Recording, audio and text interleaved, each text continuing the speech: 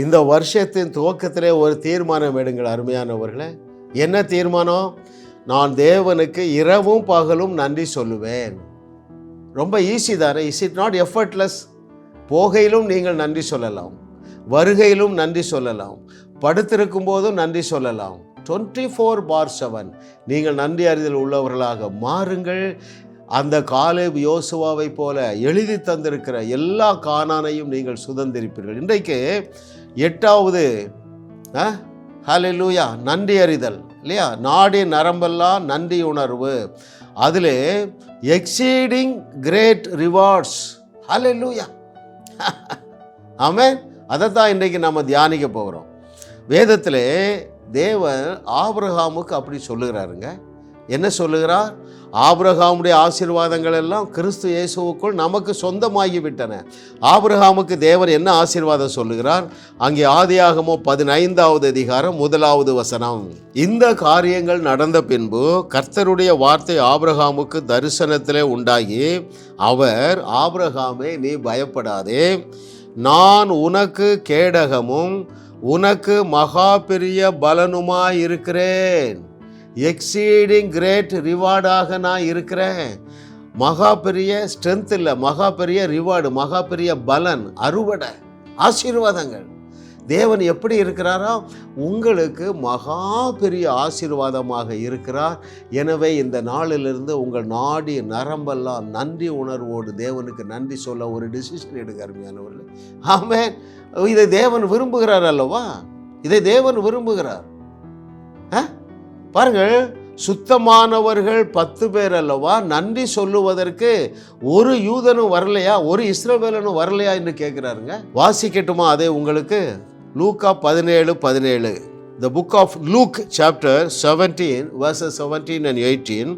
அப்பொழுது இயேசு, சுத்தமானவர்கள் 10 பேர் அல்லவா, மற்ற 9 பேர் எங்கே? அந்த 9 பேர் எனக்கு நன்றி சொல்ல வரலையான்னு கேட்குறாங்க. இன்னும் என்ன வாசிக்கிறோம்? தேவனை மகிமைப்படுத்துகிறதற்கு, அல்லது தேவனுக்கு நன்றி சொல்லுவதற்கு இந்த அந்நியனை ஒழிய மற்றொருவனும் திரும்பி வர காணோமே என்று சொன்னார். ஹல்லேலூயா. எத்தனை பேர் இதை கவனிக்கிறீங்க? அதனால தான் நான் தீவிரமாக ஆவியானவர் இந்த பெயரை கொடுத்திருக்கிறார். உச்சந்தலையிலிருந்து உள்ளங்கால் வரைக்கும் நன்றி உணர்வு உள்ளவர்களாக மாறுங்கள் அருமையானவர்களே. நம்முடைய லங்ஸ் வேலை செய்த எனக்கு கிட்டத்தட்ட எப்படியோ வாரத்தில் 4 பேர் ஃபோன் பண்ணுறான், ஐயா மூச்சு விட கஷ்டமாக இருக்குய்யா. இன்னைக்கு காலையில் கூட ஒருத்தர் அழைத்தார், 20 வருஷமாக நான் கஷ்டத்தில் இருக்கையா, உங்கள் செய்தி இன்றைக்கி தான் நான் தமிழன் டிவியில் பார்த்தேன், இப்பொழுது எனக்கு ஒரு நம்பிக்கை வந்துட்டு, நீங்கள் எனக்கு பேசுங்க, நான் மூச்சு விடணுயா. ஐயா, உங்கள் லங்ஸ் வேலை செய்கிறதே, 24/7 வேலை செய்கிறதே, அதற்காக நீங்கள் நன்றி சொல்லாமல் இருக்கலாமா? உங்கள் இருதயம் லேப்டாப்னு அடிக்கிறத, ஒரு நாளைக்கு எத்தனாயிரம் நேரம் அடிக்குத, அதற்கு நீங்கள் நன்றி சொல்லாமல் இருக்கலாமா? தேவன் அதை எதிர்பார்க்கவில்லையா? ஹல்லேலூயா. Oh thank you Lord for your goodness. அருமையானவர்களே, எக்ஸீடிங் கிரேட் ரிவார்டு 2 நாம் தியானிக்க போகிறோம். முதலாவது பாருங்க, அவருடைய பிரசன்னம் எப்பொழுதும் நம்மோடு கூட இருக்கிறதே, அதற்காக நாம் நன்றி சொல்லுவோமா? என்ன சொல்லியிருக்கிறார் அவர்? நான் உன்னை விட்டு விலகுவதும் இல்லை, உன்னை கைவிடுவதும் இல்லை. ஹல்லேலூயா. Oh thank you Lord for your goodness. What a loving daddy. யோசுவாவிட்ட சொன்னார் பாருங்க, யோசுவா நீ கானான் தேசத்தை அடையும் வரைக்கும் நான் உன்னோடு இருப்பேன்னு சொல்லலை, நீ உயிரோடு இருக்கும் நாளெல்லாம் நான் உன்னோடு கூட இருப்பேன்கிறாருங்க. அவருடைய பிரசன்னம் அப்படி கேரண்டீடாக இருக்குதே. அதை நான் உங்களுக்கு வாசிக்கவா? The book of Joshua chapter 1 verse 5. யோசுவாவின் புஸ்தகம் 1வது அதிகாரம் 5வது வசனத்திலே, நீ உயிரோடு இருக்கிற நாளெல்லாம் ஒருவனும் உனக்கு முன்பதாக நிற்பதில்லை, நான் மோசையோடு கூட இருந்தது போல உன்னோடும் இருப்பேன், நான் உன்னை விட்டு விலகுவதும் இல்லை, உன்னை கைவிடுவதும் இல்லை. ஐயா, அவருடைய பிரசன்னம் அப்படி என்றால் என்ன பொருள்? எப்பொழுதும் நீங்கள் கனெக்ஷனில் இருக்கிறீங்க பாருங்க. சிறைச்சாலைக்குள்ளே இருந்தாலும் அந்த தொடர்பு துண்டிக்கப்படுவதில்லை. தேவன் அவர்களோடு கூட தான் இருந்தார், உங்களோடு கூட இருக்கிறார். இன்றைக்கி என்ன சிறையிருப்பில் இருக்கிறீங்க? என்ன சிறையிருப்பில் இருக்கீங்க? பயம் உங்களை சிறைப்படுத்தி வைத்திருக்கிறதா? அவருடைய பிரசன்னத்திற்காக நன்றி சொல்லுங்கள் அருமையானவர்களே. ஐயப்பா, நான் இப்போ பயந்து போய் திகில் பிடிச்சு இருக்கிறேன், ஆனால் வசனம் சொல்லுகிறது அவர் என்னை விட்டு விலகுவதும் இல்லை, என்னை கைவிடுவதும் இல்லை. அதுக்காக ஆண்டவரே நான் உமக்கு நன்றி சொல்லுகிறேன் என்று சொல்லுங்க. நீங்கள் அறியாத ஒரு நம்பிக்கை உங்களுக்குள்ள வந்துடும். உணர்வு உள்ளவர்களாக மாறிவிடுவீர்கள் அருமையானவர்களே. ரொம்ப முக்கியமான சத்தியத்தை ஆவியானவர் கற்றுக் கொடுத்து கொண்டு இருக்கிறார். சோர்ந்து போக மாட்டீர்கள் அருமையானவர்களே. உங்கள் இருதயம் இருள் அடையாது. இன்றைக்கி அநேக விசுவாசிகளுடைய இருதயத்தில் ஒரு சந்தோஷம் இல்லை, ஒரு நம்பிக்கை இல்லை. ஏன்? தேவனுக்கு நன்றி சொல்ல தவறுவது மிக முக்கியமான காரணம். இஸ்ரவேலர்கள் செய்த தவறை செய்யாதீர்கள் அருமையானவர்களே. வனாந்தரத்தில் அவர்கள் மாண்டு போனதற்கு காரணத்தை ரோமர் 1:21 நீங்கள் படியுங்க. அவருக்கு ஸ்தோத்திரம் பண்ணாமலும் நன்றி சொல்லாமலும் இருக்கிறவுடைய இருதயம் இருள் அடைந்து விடும், உணர்வு இருக்காது. அப்படின்னா என்னது? ஒரு ஜாய் இருக்கிறாது, தேவனோடு தொடர்பு இருக்காது, ஒரு குதூகலம் இருக்காது, உற்சாகமான ஆவி இருக்காது. அப்படி என்றால் என்ன பொருள்? நீங்கள் தோல்விக்கு நேராக பயணிக்கிறீர்கள். இன்றைக்கு மனம் திரும்புங்கள். பல காரியங்களை நான் சொல்லியிருக்கிறேன். இந்த செய்தி மூலமாக நான் உங்களுக்கு சொல்லுகிற காரணம், தேவனுக்கு எப்பொழுதும் உங்களுடைய நாடி நரம்பெல்லாம் நன்றி உணர்வு உள்ளவர்களாக நீங்கள் இருப்பதற்கு ஒரு காரணம், அவருடைய பிரசன்னத்தை நீங்கள் ஒருபோதும் மறந்து விடாதீர்கள் அருமையானவர்கள். இஸ்ரவேலர்களைப் போல மறந்துடாதீங்க. ஆமென். நீங்கள் மறந்துட்டா என்ன ஆகும் தெரியுமா? அவரை நீங்கள் மட்டுப்படுத்துகிறீர்கள். கர்த்தருடைய கரத்தை கட்டி போட்டார்கள். They limited the Holy One of Israel. இஸ்ரவேலரின் பரிசுத்தரை மட்டுப்படுத்தினார்கள். எப்படி மட்டுப்படுத்தினார்கள்? அந்த நன்றி உணர்வே இல்லை.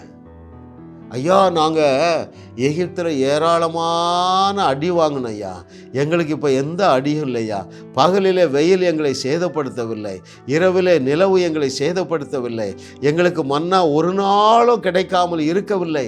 ஐயா, அந்த நன்றி உணர்வோடு இருந்திருந்தால் அந்த காலேபு யோசுவாவோடு அந்த 20 லட்சம் பேர் என்டர் பண்ணியிருப்பாங்க. ஏன்? அவருடைய இருதயத்தில் இருள் வந்திருக்காது, விசுவாசம்தான் வந்திருக்கும். அல்லேலூயா. அவிசுவாசம் ஒரு இருள், சோர்வு ஒரு இருள், குற்ற உணர்வு ஒரு இருள், பயம் ஒரு இருள், நடுக்க ஒரு இருள். எதனால நடுக்கம்? புருஷன் குடிக்கிறான், ரட்சிக்கப்படலை, என்ன செய்யவில்லை, சர்ச்சுக்கு அலோவ் பண்ணல, தவறான தொடர்பில் இருக்கிற அத்தனைக்கும் மகளே நீதான் காரணம். உன் இருதயத்தில் நன்றி உணர்வு இல்லை. ஆண்டவரே, என்னை ரட்சித்தீரே, ஆண்டவரே என்னை நீதிமான் ஆக்கினீரே, ஆண்டவரே என்னை பரிசுத்தவான் ஆக்கினீரே, நன்றி ஆண்டவரே. நீ நன்றி சொல்லி பாருங்க, உங்களுடைய இருள் நீங்கி வெளிச்சம் வந்துடும், நம்பிக்கை வந்துடும், விசுவாசம் வந்துடும். அருமையானவர்களே, தினந்தோறும் செய்யுங்கள், தினந்தோறும் செய்யுங்க. உங்கள் நாடி நரம்பெல்லாம் நன்றி அறிதல் உள்ளவர்களாக மாறுவீர்களாக. ஹல்லேலூயா, ஹல்லேலூயா, ஹல்லேலூயா. அருமையானவர்கள், அவர் என்ன சொன்னார்? நீ உயிரோடு இருக்க நாள் எல்லாம்னு சொல்லியிருக்காரு. நீங்கள் எவ்வளோ நாள் உயிரோடு இருக்க போகிறீங்க? அவருடைய மாம்சத்தை நீங்கள் புசிக்கிறதுனாலே உங்களுக்கு சாவே கிடையாதுங்க. இயேசு சொன்னாருங்க, யோவான் எழுதின சுவிசேஷம் 6வது அதிகாரம் 58வது வசனத்தில், நீங்கள் என்னுடைய மாம்சத்தை புசிக்கிறதுனாலே உங்களுக்கு உங்களுடைய சரீரத்திலையும் மரணம் கிடையாது, ஆனால் உங்களுடைய முற்பிதாக்கள் வனாந்தரத்தில் பரலோக மன்னாவை புசித்து மரித்தார்கள், நீங்கள் அப்படி மரிக்க மாட்டீர்கள், நானே உங்களுக்கு மன்னாவாக இருக்கிறேன். யோவான் 6:58 தியானிங்க. ஹல்லேலூயா. Oh, thank you Lord for your goodness. அப்போது உங்கள் வாழ்நாள் எல்லாம் அவர் உங்களை விட்டு விலகுவதும் இல்லை. அவருடைய பிரசன்னம் எப்பொழுதும் உங்களுக்குள்ளே இருக்கிறது, உங்களை சுற்றி இருக்கிறது, நீங்கள் படுக்கும்போது இருக்கிறது, பாத்ரூம் போகும்போது இருக்கிறது, உங்களுடைய கீழ்ப்படிதலிலே குறைவு இருக்கும் பொழுதும் அவர் உன்னை விட்டு விலகுவதிலே, உன்னை கைவிடுவதில்லை. அந்த பாவத்திலிருந்து வெளியே உன்னை கொண்டு வர வரைக்கும் அவர் உன்னோடு தான் இருப்பார் மகனே, உன்னை கைவிட மாட்டார். அதற்காக நீங்கள் நன்றி உணர்வோடு இருங்கள். அவர் என்ன செய்வாரா? எக்ஸீடிங் கிரேட் ரிவார்ட்ஸ் என்ன கொடுத்திருக்கிறாரு? பிரசன்னம். ஹல்லேலூயா. ஐயா, பாவிகளும் நீசர்களுமாகிய நமக்கு அந்த ஒப்பற்ற பிரசன்னத்தை நமக்கு எப்பொழுது தந்திருக்கிறாரே, உமக்கு நன்றி ஆண்டவரே. இந்த கனெக்ஷனில் என்ன வைத்திருக்கிறீர்களே, உமக்கு நன்றி சொல்ல வேண்டாமா நம்ம? அருமையானவர்களே, 2வது எக்ஸீடிங் கிரேட் ரிவார்டு என்ன தெரியுமா? உனக்கு ஒப்பானவன் பூமியில் ஒருவனும் கிடையாதுங்க. ரட்சிக்கப்பட்ட ஜனமே, உனக்கு ஒப்பானவன் பூமியில கிடையாது. வாசிக்கவா அதை உங்களுக்கு? The book of Deuteronomy chapter 33 verse 29. இதற்காக நாம் நன்றி உணர்வோடு வாழ்ந்து முடிக்க போகிறார் அருமையானவர்களே. உபாகமம் 33:29 நான் உங்களுக்கு வாசிக்கிறேன்.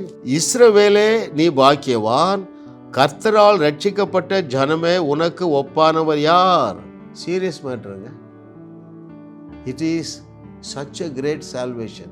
அந்த ரட்சிப்பு இருக்கு பாருங்க, அந்த ஜோயே, அது பரிபூரணமானது. அந்த பரிபூரணம் என்ன ஆயிற்று?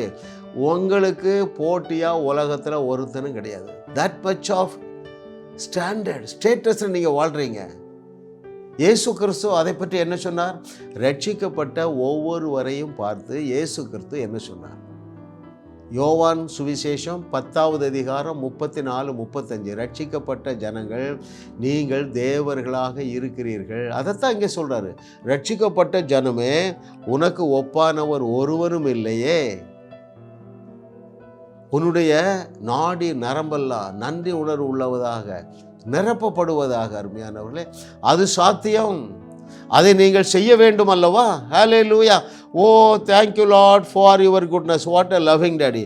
இன்னும் அங்கே உபாகமம் 28வது அதிகாரம் 1வது வசனத்தின் பின்பகுதியை நான் உங்களுக்கு வாசிக்கிறேன். Deuteronomy 28:1b. உன் தேவனாகிய கர்த்தர் பூமியில் உள்ள சகல ஜாதிகளிலும் உன்னை மேன்மையாக வைப்பார். பழைய ஏற்பாட்டில் சொல்லப்பட்ட இந்த வாக்கு தத்தம் இயேசு கிறிஸ்து மூலமாக நமக்கு நிறைவேறிவிட்டது. எனவே உங்கள் நாடி நரம்பெல்லாம் நன்றி சொல்லட்டும். அந்த உணர்வை விட்டு வெளியே வராதீங்க. எனக்கா இத்தனை மகிமை இல்லை? ஹல்லேலூயா. ஐயா, மகிமையின் நம்பிக்கையாக உங்களுக்குள்ளே வாசம் பண்ணுகிற தேவன் உங்களை எந்த ஸ்டேட்டஸில் வச்சிருக்கிறாரு? பூமியில் ஒருவரும் உங்களுக்கு ஈடானவர்கள் கிடையாது அருமையானவர்களே. ஆமாம், எத்தனை வசனம் உங்களுக்கு சொல்லணும்? நீங்கள் ரட்சிக்கப்பட்டிருக்கிறீங்க. நீங்கள் தேவனுடைய குடும்பத்தில் அங்கத்தினராக அவருடைய பிள்ளையாக இருக்கிறீர்களே. அப்போ உங்களுக்கு ஒப்பானவர்கள் ஒருவரும் கிடையாத.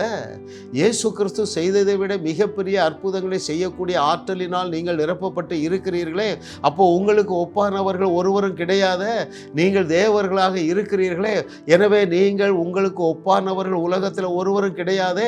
ஜனங்களுடைய பாவங்களை நீங்கள் மன்னிக்க அதிகாரம் பெற்றிருக்கிறீர்களே. யாரப்பா உனக்கு ஈடாக இருக்கிறா? ஒருத்தரும் கிடையாதுங்க. நான் ஒரு நாள் கூட தவறுவதே இல்லை. இந்த 28:1 எனக்கு மாம்சமாகிவிட்டது. அது என்ன 28:1? ரட்சிக்கப்பட்ட ஜனங்கள் எப்படி இருக்கிறாங்க? அவர்களுக்கு ஈடாக உலகத்தில் ஒருவரும் கிடையாது. So we all are on the top of the world. அப்போ உங்களுக்கு ஃபோன் பண்ணாங்க, சிஸ்டர் எப்படி இருக்கீங்க? I am on the top of the world சொல்லுங்க, டாப்பில் வந்துடுவீங்க. ஆமாம், உங்கள் மைண்டு ரெனியூ ஆகிடும். ஆமாம், இப்படித்தானே எழுதியிருக்கு. ரட்சிக்கப்பட்ட ஜனங்களுக்கு ஈடாக பூமியில் ஒருவரும் கிடையாதுங்க. ஹல்லேலூயா, ஹல்லேலூயா, ஹல்லேலூயா. ஐயா, அவர் இயேசு கிறிஸ்துவோடு கூட உங்களில் உன்னதங்களில் வீற்றிருக்க வைத்திருக்கிறாரே. எனவே உங்களுக்கு ஒப்பானவர்கள் பூமியில் ஒருவரும் கிடையாதுங்க. சப்பையாக வாழ்ந்து விட்டு போகுவதற்கு முடிவு செய்யாதீங்க. உங்கள் எண்ணத்திலே மாற்றுங்கள் அருமையானவர்களே. மைண்டை ரெனியூ பண்ணுங்க. ஹல்லேலூயா. நீங்கள் தொடர்ந்து நன்றி சொல்லிக்கொண்டே இருங்கள். அப்பொழுது உங்கள் மைண்டு ரெனியூவல் ஈஸியாக இருக்கும். ஆமென். வாரந்தோறும் சென்னை முகப்பேரில் நடைபெறும் கிங்ஸ் அண்ட் குயின்ஸ் அசெம்பிளி ஞாயிறு ஆராதனைக்கு அன்புடன் அழைக்கிறோம். சத்தியத்தை சரியாக அறிந்து வெற்றி வாழ்க்கை வாழுவீர்கள்.